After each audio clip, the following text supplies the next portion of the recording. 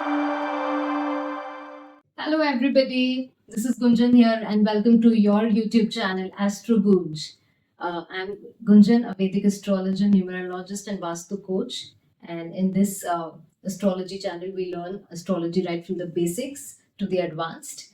And here is today, we are at a new video. We are shooting for the Nakshatra series.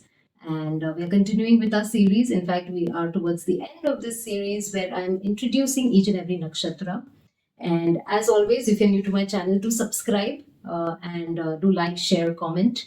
If there is any characteristic or trait which you resonate with in terms of the nakshatra, do write in the comment box. It would be great to hear from you.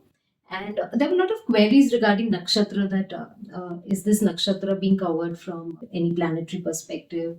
So here I'd like to clarify that in Vedic astrology, when you say that you are of this particular Rashi, this particular nakshatra, it inherently signifies your moon. Because in Vedic astrology, the moon represents the mind, and somehow Vedic astrologers were moon became the center, a focal point, although there is the sun is there, the ascendant is also there, and then there are the other planets. However, if you go deep dive into astrology, you understand that it's not only moon which is only going to bring the significance in the chart, but the other planets are also going to play their role. And how every planet is placed in a particular sign and nakshatra, so that flavor of nakshatra is definitely going to come out.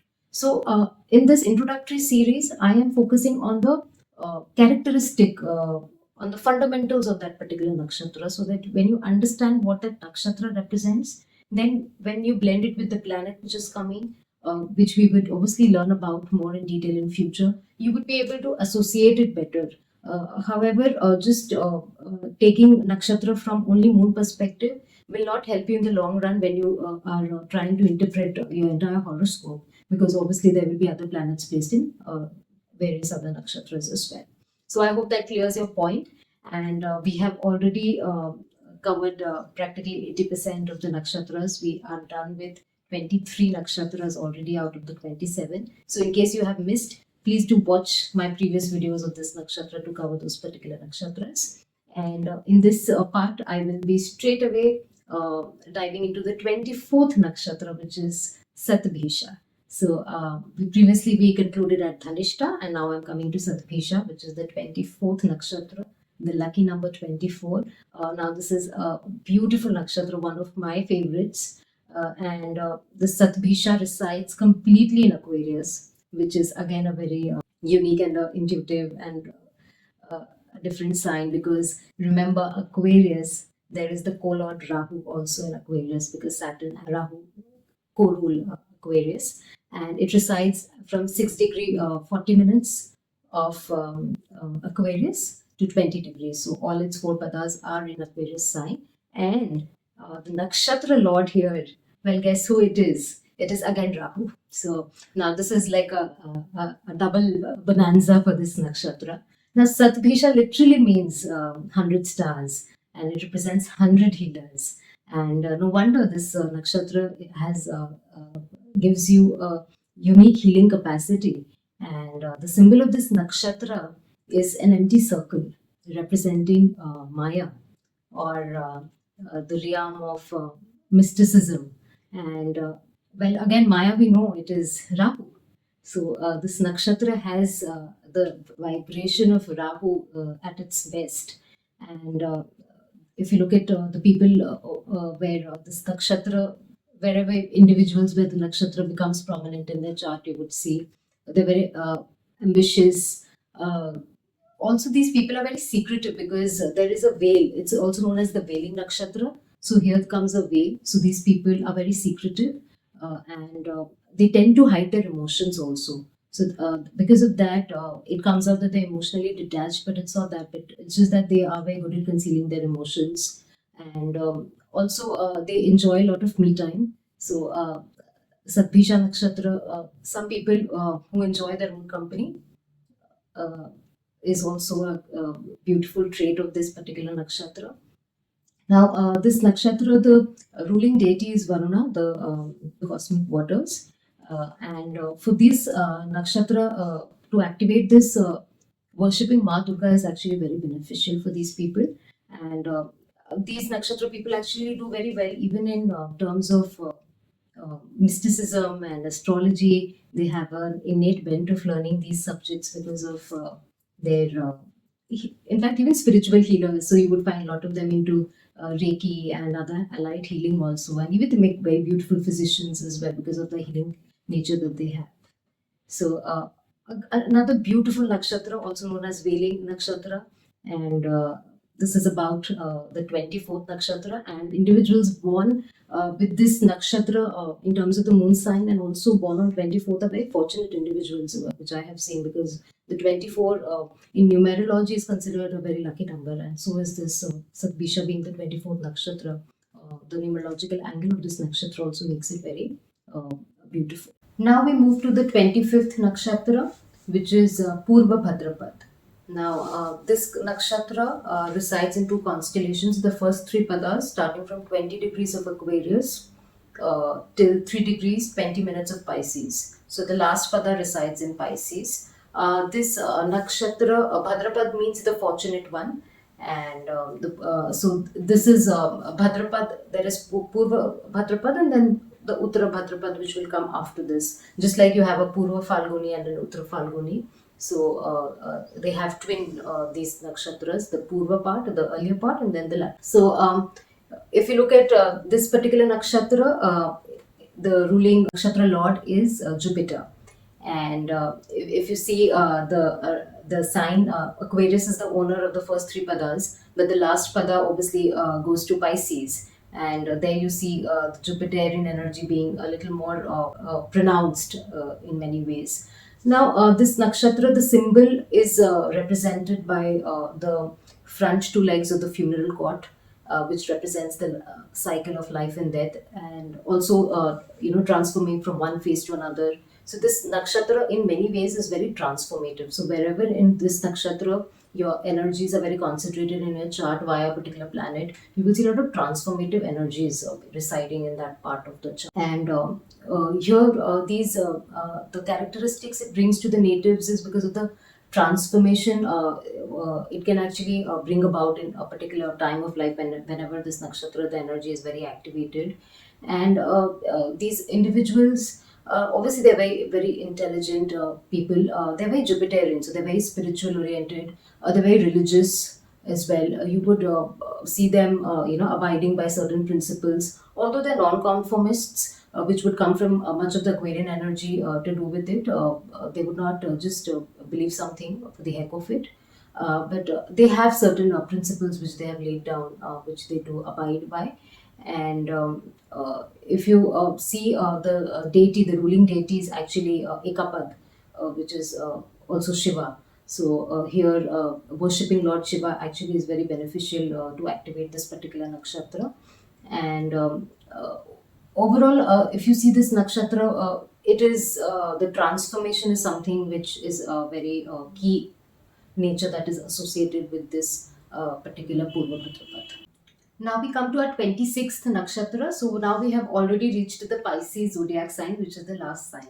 So now these remaining two nakshatras completely reside in Pisces sign. So the next nakshatra, 26th one, is Uttara Bhadrapada. So we have already covered Purva Bhadrapada. So this is the twin Uttara Bhadrapada. Purva Bhadrapada, like I told you, was represented by the front two legs of the court.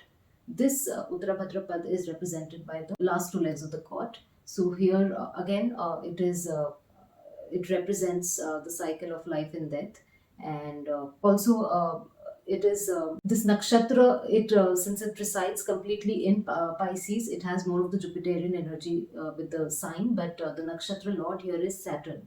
So you see, these individuals here become very reliable, and they're very philosophical individuals because of the Jupiterian energy also coming over here. The ruling deity here is Ahibudya, a serpentine deity, and here, if you look at this nakshatra, again these peoples are quite like the Purva Bhadrapada, very peace loving. In fact, you would find them even becoming good lawyers and arbitrators. And in any profession where they are required to win over and get their wisdom working in place, these individuals are very good at that particular work. And here, worshipping Lord. Because of the Saturn influence, worshipping Hanuman or Shiva really helps these individuals. In fact, Lord Hanuman was born in Purva Bhadrapada. So the previous nakshatra Purva Bhadrapada was where Lord Hanuman was born. So Bhadrapad literally means fortunate steps. And so these natives are actually very fortunate if you see how the nakshatra actually talks about itself. And next, after Uttara Bhadrapad, we have the last nakshatra, which is Revati. Um, Now, if you look at Uttara Bhadrapad, it extends from 3 degrees 20 minutes of Pisces to 16 degree 40 minutes. So the 13 degree 20 minutes of the Pisces sign goes there. So now we have the last 13 degree 20 minutes, which starts from 16 degree 40 minutes of Pisces till the end of Pisces, and that is the Revati nakshatra. Now, in Revati nakshatra, the nakshatra lord becomes Mercury. And if you look at the symbol of this nakshatra, it is a fish swimming in deep waters, which signifies your nourishment, the journey of life. And if you look at this nakshatra being the last of the nakshatra, it does signify the journey which is coming to not to an end but to new beginnings, and also the fulfillment which it brings. And Revati is one of the, in fact, it is an nakshatra associated with abundance, prosperity. And if you have a Revati nakshatra, daughter or female coming into your house, I mean, it's a very fortunate nakshatra. Such female bonds are very pampered, and the more pampered they are, the more prosperity comes to the family. And these Revati nakshatra individuals, if you see Pisces sign, it is again represented by fish, and here you have the symbol also coming as fish. These people, they actually travel a lot, Revati nakshatra individuals. And again, they are very good with because they have a sharp intellect, the wit of Mercury, and the wisdom of Jupiter also coming and supporting. So they can do really wonders with their wit. They can do business also, because Mercury is also about business. They can do something related to a lot of travel. So you see a lot of influencers in this influencer era who are traveling also, and they're earning also. So that could also be Revati Nakshatra. If you see across these nakshatras, they do get the flavor of both how the sign is and also how the nakshatra lord is. Because if you see across the nakshatras which I've taken you, the nakshatra lord also plays a very important role. And we do need to understand these traits and understand the symbols of these nakshatras, because once you put it together in a particular chart, when you start reading horoscopes, understanding the quality which every nakshatra brings will definitely enhance your predictions. It will enhance your intuition. You would not know how you are actually connecting the dots, but that would actually reflect on your readings and your predictions and the counseling which you would give to the person you are trying to help with the astrology chart. So, this was about my nakshatra series. I have covered all the 27 nakshatras. I have covered a few traits of these nakshatras. I wouldn't say that I have covered everything about the nakshatras. There are a lot more to know about these nakshatras, which I will be taking in subsequent chapters. Because it is difficult to give everything in one go. And we would be talking about other few things like a lot of comments on, I did not mention about Gandamul Nakshatra, which are the Gandamul Nakshatras. Probably in the next video, I will touch base upon those Gandamul Nakshatras and take into the detail and the meaning of these Nakshatras.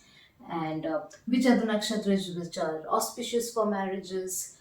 Those nakshatras also, we will do a separate video on that, and we will therefore try to understand more about the nakshatras. So stay tuned, keep continue watching. If you haven't watched my previous videos on the other nakshatras, keep do watch those also, and do subscribe to my channel, like, share and comment. See you soon, see you next. Until then, goodbye.